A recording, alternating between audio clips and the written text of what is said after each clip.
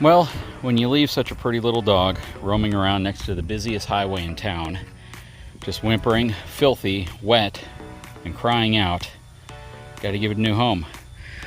This is my new dog, and I've named him Buddy. Right, Buddy? Come here. Come on, Buddy. He is the sweetest, coolest little dog. Had a few fleas. We gave him a couple baths, cleaned him off. He is a cute, cute little puppy. Hi, Buddy. Come on.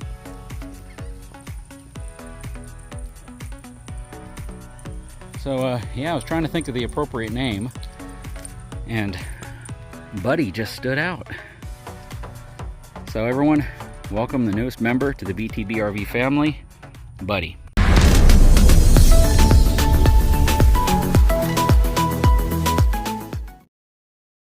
You know, sometimes when you're doing a project, you're just not thinking.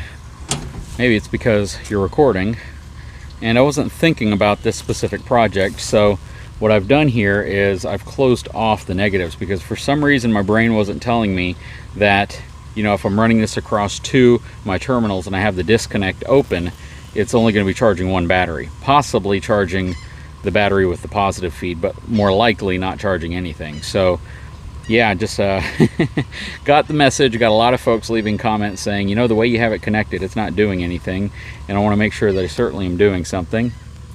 Looks like everything is fully charged here. Yeah, so basically what I did now was I have both of these closed so we can maintain both batteries at the same time. Don't really have to worry about the parasitic draw situation possibly depleting the batteries, because we have a large enough solar panel out here that it can really overcome any power loss through whatever could potentially cause power loss. Even if I left these LED lights on, probably wouldn't be that big of a deal, again, because I'm running, I believe that was a 50 or 75 watt panel into the batteries, kind of keeping them charged and top off. And that is an MPPT controller on there as well, so everything's really good. Yeah, it's been maintaining well. Again, full battery charge, which is always something I like to see. But yeah, wanted to update you guys that yes, I did close these off. Now, if for some reason I'm not near the solar panel and, you know, I'm leaving it somewhere or I'm using it somewhere where I can't maintain the charge like that, then I will definitely disconnect this, of course, but I'll have both of these disconnected so I don't have to worry about a parasitic draw. But just wanted to show you guys that I do read my comments, and I do definitely try to admit whenever I didn't do something the way I probably should have done it. All right, so this is the pond that we have. Over a period of about a month and a half, maybe 2 months now, maybe longer than that, I've been draining it. It's a lot bigger than it looks. I'm going to say it's probably, like I said, about 40 feet across this way and probably about 60 feet across that way. It's about 4 feet deep on the side right here. In the very center, I'd probably say is anywhere between probably 5 and 5.5 feet deep. Still quite a bit of water in the very, very center. We've been exploring the inside of this thing. The liner is pretty much gone. You can see part of the liner right there. You can see part of the liner right here. This area right here where you're digging into it with the shovel. And yeah, it certainly falls apart pretty easy. I got my buddy Mark here with me, and it's a project. So, you know, whenever I talk to you guys about wanting a mini excavator, this is really one of those projects that I think I'd be able to use it on. First of all, to clear all the concrete bags that were placed here out of the way, and then probably create more of a slope going in, clear the whole inside out, because I'll have to make a ramp going down into it, and then attempting to reline it. At first we thought about using like a shotcrete or a gunite and do the edge of it, kind of make it almost like what you'd see at a SeaWorld maybe. Those things where you can kind of pet the stingrays and that, where it's just kind of a natural rough feeling material going into it.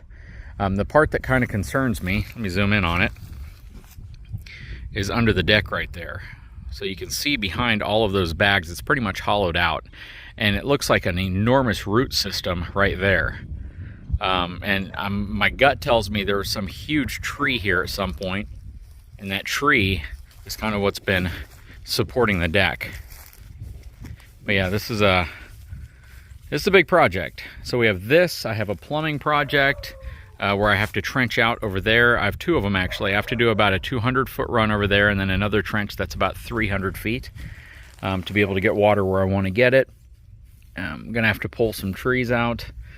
This project right here is going to be a long project because we really don't know how much we want to expand this. At the same time, we have all these oak trees around, and we need to make sure that we don't damage the root system there, because you know, it's going to cause these trees to die, and we don't want to do that. Then whenever we put in here, however we decide to do it, we're going to have to be cautious of the leaves and stuff falling into it. So I'll have to build some type of a skimming system to get the leaves out. But yeah, this is the big project that we're trying to tackle. And don't know if I want to tear the deck down and just rebuild a new deck. And then once we start construction on the house as well as the barn, the tractor's going to come in really, really handy, or the excavator would come in really handy, so I can start getting everything ready for a foundation. But yeah, a lot of projects out here. It's not quite as simple as some folks may think, and some of this stuff, actually a lot of this stuff, is going to be a learning process for me. So I'm excited. I want to figure out how to do all this myself, so I can save some money and justify some of the equipment that I get. But yeah, anyways, if you have ideas about this, let me know. You know, gunite, shotcrete, you know, sloping it in, just relining it. Want to make it so people can get into it as well. So I'm going to rebuild the steps and everything right there. Got to figure out what I'm going to do back here. Certainly either need to tear up the deck and reinforce all of that and rebuild the deck over it, or pull it down once I get a tractor in there and see how I can reinforce everything under there. A lot of work though. Let me know what you think. Or maybe even add a couple other ponds and connect them. Maybe make a little lazy river thing going on. All right, so we are out next to the RV. Unfortunately, under the slide right here, we have our new septic system in place here. Here's one of the cleanouts. Here's the RV. Nice gradual slope going down. Still gonna have to put a support on it just to keep the hose off the ground a little bit. Now I can open up this bad boy over here. Should have closed the slides, to be honest. I can now pinch this on right here, and I can run this right there. Let's open up the clean out. Oh wow, you know it's new when you can just unscrew it without any jamming yet.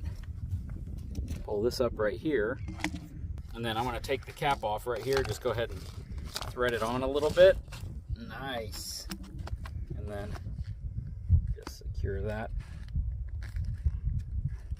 like that. That is awesome. That is really cool. Hey Mark, you mind pulling that handle right there?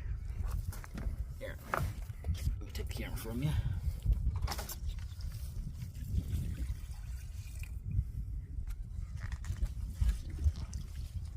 That is cool. We have a septic system out here.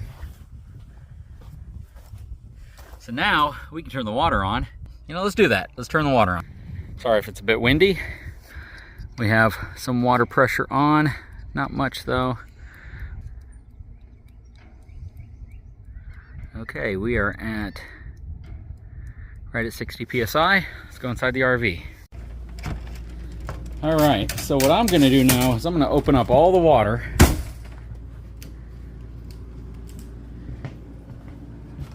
Let's turn this off real quick.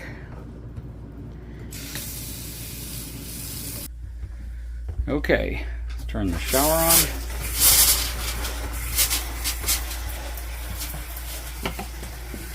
Turn the sink on.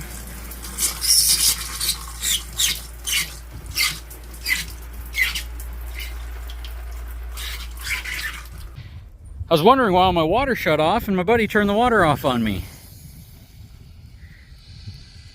I was like, man, everything all of a sudden just turned off.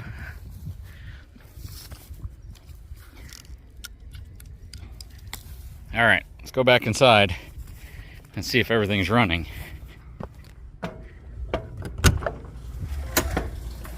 There we go. Water coming out of the faucet.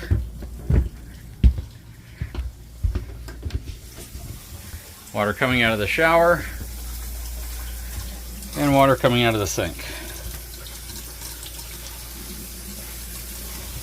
If I turn any one of these off, it's going to give me more pressure in other areas. Set this on the floor. Open up the toilet. Water coming through the toilet.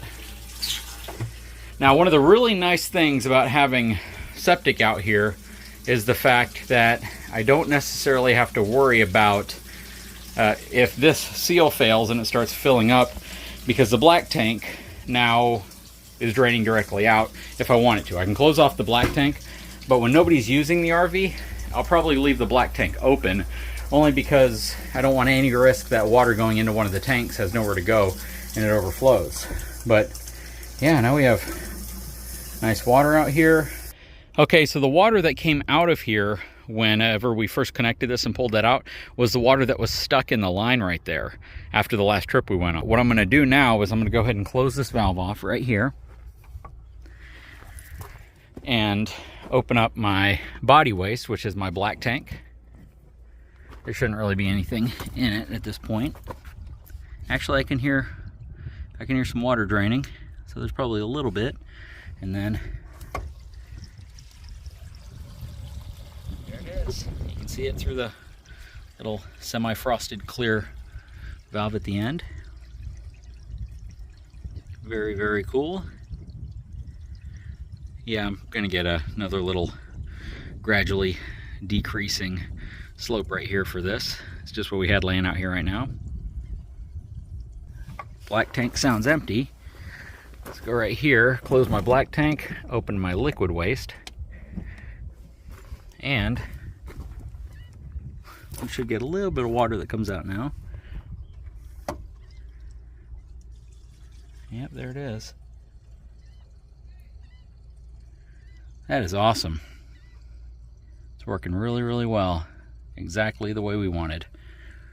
Very, very cool. Now, you know, if people are out here, I don't have to worry about the tank constantly getting filled up and then having to dump it. We have a dump station out here and it's hooked up and it's a true septic system as opposed to just a holding tank. So this is super convenient and it worked out really well. It was a bit expensive, and this isn't one of those things that is sponsored or anything like that. So I paid what anybody else would pay, and I think I actually paid probably a little bit more than what some folks may pay, but I think this is worth it. Well, that is very cool. Extremely happy. Love having a septic system out here for the RV. And what's even cooler is, you see that other little cleanout right there? I can put another RV out here and give it septic access as well. So that's awesome. So the tank that we have up here, the system is a gravity fed system. It is a 150 gallon per day system. More than enough for anything we would do with the RV out here. Very cool.